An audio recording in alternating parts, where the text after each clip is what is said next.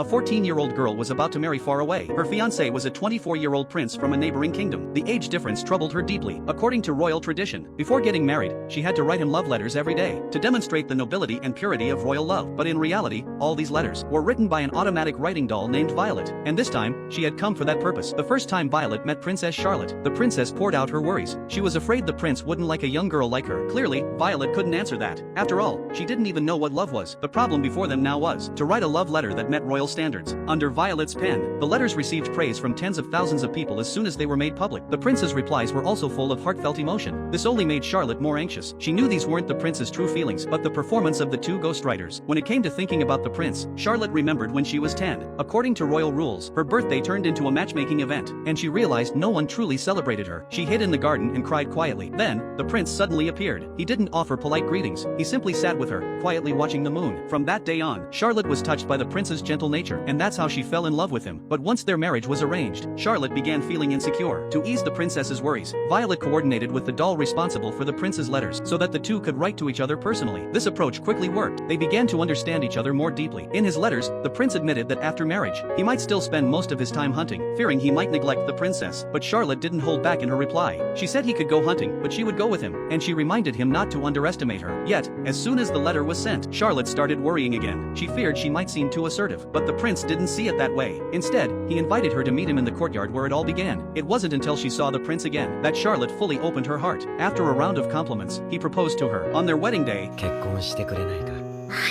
the ladies-in-waiting carefully arranged the princess's hair and makeup, placing a fresh flower in her hair, holding back their tears to offer blessings. After paying her respects to the attendants who had cared for her all along, Charlotte made up her mind and stepped forward into happiness.